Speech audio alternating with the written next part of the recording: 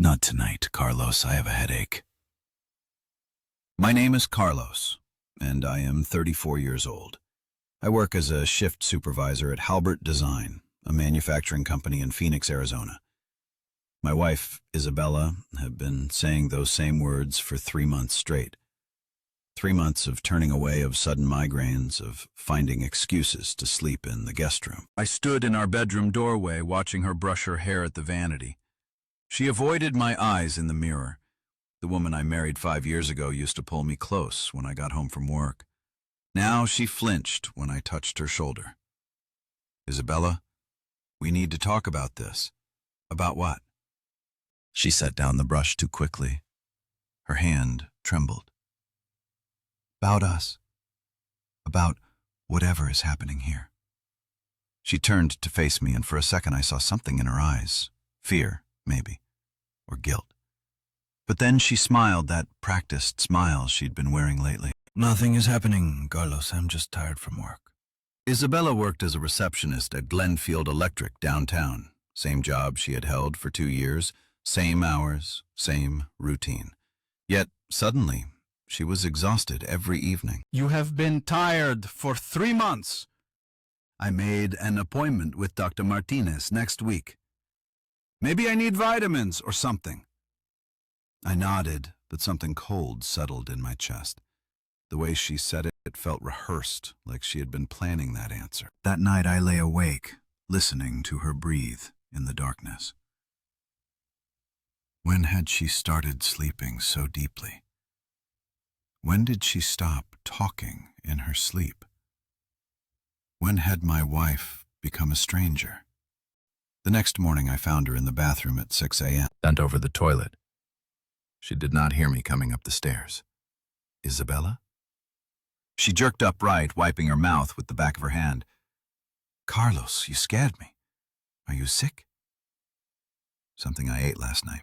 That Chinese food was probably bad, and we had eaten the same meal. I felt fine. She brushed past me, already dressed for work. I need to leave early today. Big client meeting. I watched her grab her purse and keys. In 5 years of marriage, Isabella had never mentioned a single client by name. Glenfield Electric was not that kind of business. After she left, I stood in our kitchen drinking coffee from the mug she bought me for our 3rd anniversary. It said, "World's Best Husband," in fading letters. The irony was not lost on me. Something was wrong. Every instinct I had was screaming it. But I needed proof before I acted. I had no idea how wrong things really were. I met Isabella at my cousin Miguel's wedding 6 years ago. She was a friend of the bride, laughing at something my aunt had said. When she smiled, her whole face lit up. I knew I wanted to know her better. Our courtship was simple, dinner dates.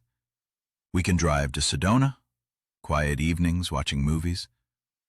She was 26 then, working part-time while finishing her business degree.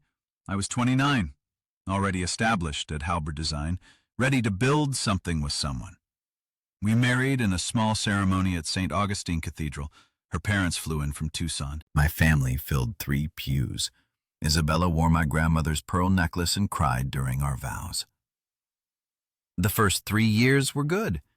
We bought the house on Maple Street with the help of my father, who worked construction his whole life and taught me the value of owning something solid. Isabella planted roses in the front yard. I built her a garden shed in the back. We talked about children, not immediately, but someday. Isabella wanted to establish her career first. I respected that. We had time. But this year, things shifted in ways I could not name. Small things at first. She stopped asking about my day, stopped leaving notes in my lunchbox, started working late twice a week and 3 times. When I suggested dinner at Romano's, our favorite Italian place, she said she was not in the mood for heavy food. When I bought tickets to see the Diamondbacks play, she remembered a work commitment. When my sister Victoria invited us to Sunday dinner, Isabella suddenly had plans with her college friend Sophia. The intimacy disappeared gradually, then all at once. First, she was too tired, then too stressed. Then too busy planning for some undefined future goal. What goal, I had asked 2 weeks ago. Just things, Carlos. You would not understand. That's stung. In 5 years, she had never dismissed me like that. I started paying attention to details. Her phone, always face down now. Her schedule, suddenly unpredictable. Her clothes, newer and more expensive than her salary should allow. Last Wednesday, she came home smelling like colon. Not mine. When I asked about it, she said the elevator at work was broken and she had to share a ride with a coworker named David. David from accounting. No David from the warehouse. But Glenfield Electric did not have a warehouse. I knew because I had dropped off Isabella's forgotten lunch there once. The building was strictly offices. The lie sat between us like a third person at dinner. That night she slept in the guest room again. Said she did not want to disturb me with her tossing and turning. I was starting to realize my wife was a stranger. The question was, who had she become? The truth hit me on a Thursday afternoon and early October. I was organizing our filing cabinet, looking for the warranty papers on our refrigerator when I found the receipt. It was tucked behind our insurance documents, folded small like someone had tried to hide it. Planned Parenthood, Phoenix location, dated 6 weeks ago. My hands went cold.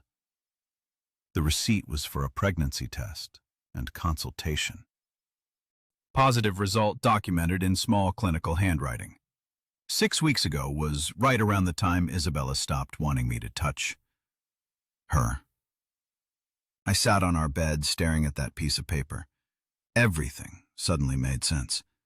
The morning sickness she tried to hide, the sudden aversion to wine with dinner, the way she had been protecting her stomach when she hugged me goodbye. My wife was pregnant.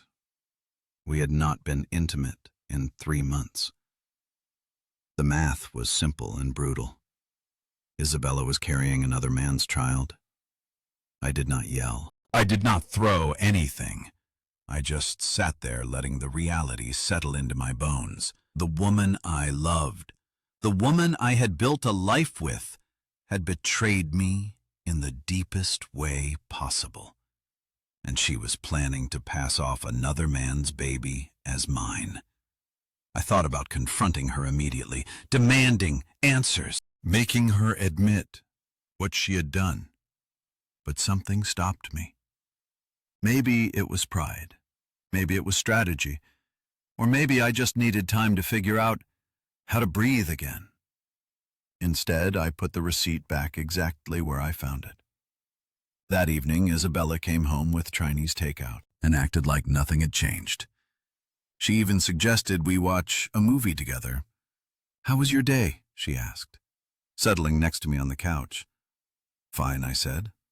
"How was yours?" "Busy. Dr. Martinez wants to run some tests next week, just routine stuff." I nodded and smiled. But inside, I was already planning. If Isabella thought she could manipulate me, she was wrong. If she thought I would raise another man's child without knowing the truth, she was wrong about that too. I had always been patient. It was one of my strengths. Isabella used to say it was what she loved most about me, how I thought things through before acting. She was about to learn just how patient I could be. Over the next few days, I watched her carefully, the way she touched her stomach when she thought I was not looking. The way she declined coffee in the morning, the way she made excuses to avoid anything physical between us. She was buying time, waiting for the right moment to spring her surprise on me. I decided to let her.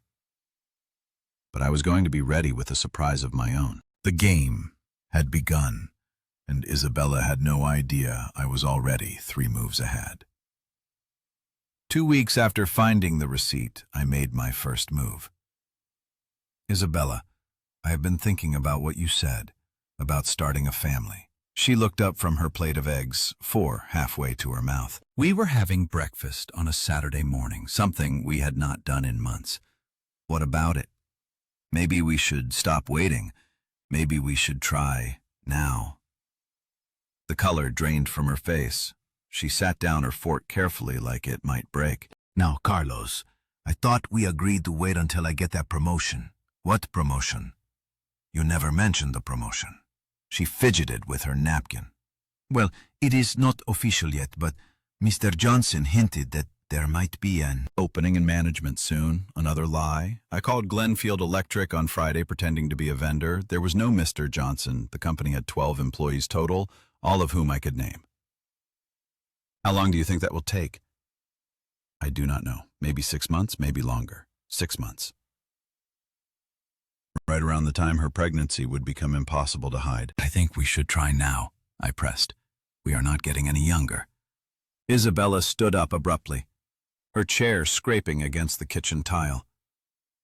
I need to shower. Sophie and I are going shopping today. What time will you be back? I do not know. Late.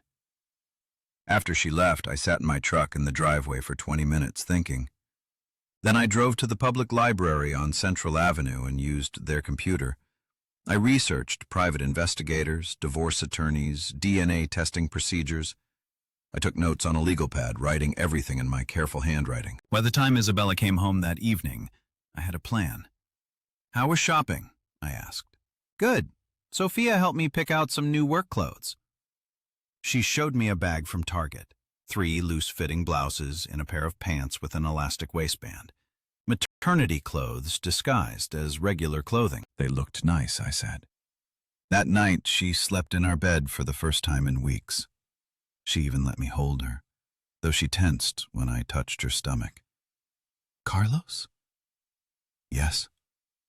Do you ever think about the future? About what you want our life to look like? All the time. What do you see? I was quiet for a long moment. I see honesty, I said finally. I see 2 people who trust each other completely. She was silent after that. The next Monday, I took a half-day off work and drove to downtown Phoenix. I met with an attorney named Patricia Hoffman, who specialized in family law. She was in her 50s with gray hair and kind eyes that had probably seen every kind of betrayal. I need to know my options, I told her. She listened while I explained the situation, the pregnancy, the timeline, the lies. Do you want to save your marriage? She asked. I want to know the truth first. She nodded. Get the DNA test. But be smart about it. Do not let her know you suspect anything until you have proof. What about the timing? If she is 6 weeks along, DNA testing can be done as early as 9 weeks through a simple blood draw, non-invasive. She would never know unless she specifically looked for it on her medical records. I left her office with business cards and pamphlets, everything I needed to protect myself legally, but first, I needed to let Isabella play her hand. That evening, she was unusually affectionate. She made my favorite dinner, beef stew with cornbread. She asked about my day and actually listened to the answer. I love you, Carlos, she said as we cleaned up the kitchen. I love you too. It was the truth, which made everything harder. I still loved the woman I married, but that woman might have been alive from the beginning. 3 days later, Isabella made an announcement. I'm going to visit my sister Elena in Tucson this weekend. She is having some problems with her marriage. Isabella did not have a sister named Elena.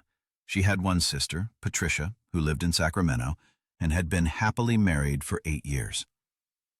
How long will you be gone? Just Saturday and Sunday. I will drive down Saturday morning and come back Sunday evening. I nodded like I believed her. Give Elena my best. That Saturday, I followed her.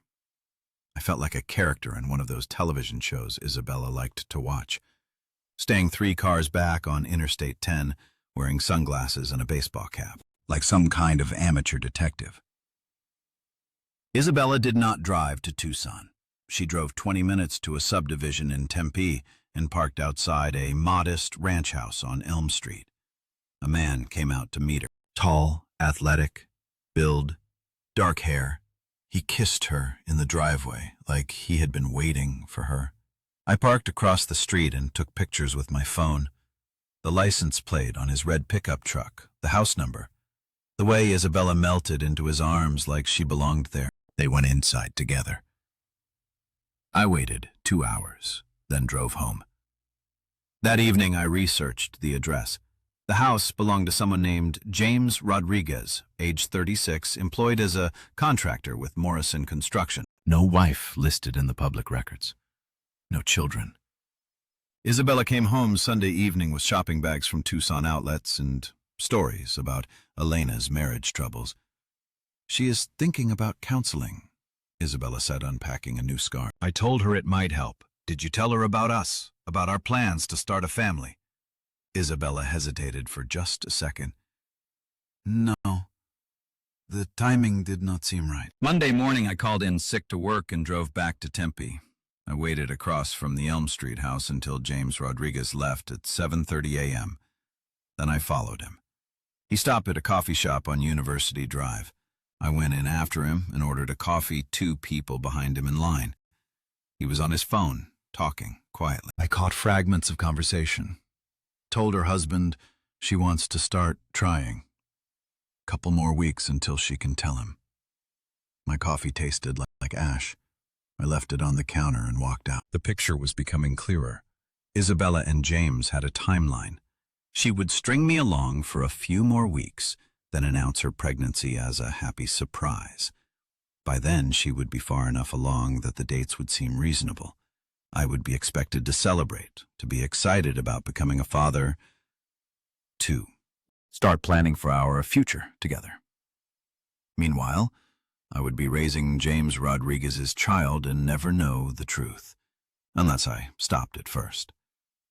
That afternoon, I made appointments, first with a private investigator named Robert Kane, who specialized in infidelity cases. Then, with a DNA testing lab that offered discreet services. How soon can you get results? I asked the lab technician. Once we have the samples, 48 hours for standard paternity testing. And you can do this without the mother knowing? As long as you are the legal husband and can provide samples from yourself and the child, yes. But the child had not been born yet. And I needed proof before Isabella made her announcement. I had one option left. It was risky, but it was the only way to get ahead of her timeline. I was going to make Isabella think I suspected nothing while gathering enough evidence to destroy her story completely. The opportunity came the following Thursday. Isabella had another late work meeting scheduled. I knew now that meant another visit to James Rodriguez. This time, I was ready. I had spent the week preparing. Robert Kane, the private investigator, provided me with a GPS tracker smaller than a quarter. I attached it to Isabella's car while she showered that morning. I also installed software on our shared laptop that would track her internet activity. And I opened a separate bank account under my name only. When Isabella left for her meeting, I gave her a 10-minute head start, then began following the GPS signal on my phone. She drove straight to the Elm Street house. I parked 4 blocks away and walked back, staying in the shadows. Through the front window, I could see them together on the couch, Isabella's head on his shoulder, his hand resting on her stomach. They looked like a couple planning their future. My future, the one being stolen from me. I took photos from multiple angles. Clear shots of their faces, timestamps proving when Isabella was supposed to be at work. Then I walked back to my truck and called Robert Kane. I need you to run a full background check on James Rodriguez, I said. Employment history, previous relationships, financial records, everything. How deep do you want me to go? Deep enough to know who I'm dealing with. The next morning, Isabella was unusually quiet at breakfast. She picked at her toast and kept checking her phone. Everything okay? I asked. Fine, just tired. Maybe you should take a day off. Rest up. She looked up sharply. Why would you say that? You have been working so hard lately, all those late meetings. They are important for my career. Carlos, I know, I am proud of you. The lie came easily now. I was learning to match her deception with my own. That afternoon, Robert Kane called with preliminary results. Your wife's boyfriend has an interesting history, he said. 3 previous relationships that ended badly, 2 domestic disturbance calls to his address in the past 5 years. And he is currently unemployed. Unemployed?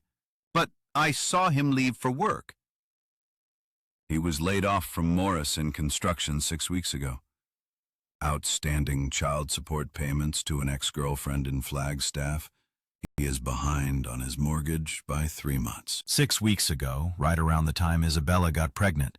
"Send me everything you have," I said. That evening, Isabella announced she was going to make dinner reservations for Saturday night. "Somewhere special," she said. "I have something I want to tell you. Good news, I hope." She smiled that practiced smile. "Very good news. Saturday." That gave me 2 days to make my final preparations. I spent Friday afternoon at the DNA testing lab learning exactly what I would need. A hair sample from Isabella would be enough to confirm paternity once the baby was born. But I needed something more immediate. The lab technician, a woman named Dr. Stevens, explained my options. "If your wife is willing to take a non-invasive prenatal paternity test, we can have results in 72 hours. It requires a simple blood draw and a cheek swab from the potential father." "What if she is not willing?" "Then you wait until the baby is born. But given what you have told me about the circumstances, I would recommend getting legal advice about how to handle the revelation." I already had legal advice. Patricia Hoffman had been very clear about what I needed to do to protect myself. Saturday morning, I made one final call to Robert Kame. "I need a complete dossier on James Rodriguez by tonight," I said. "Photos, employment records, criminal background, everything. Can you do it? Consider it done." Isabella had no idea that her perfect plan was about to collapse. Saturday evening, Isabella chose Romano's for dinner, the same Italian restaurant where we had our first date 6 years ago.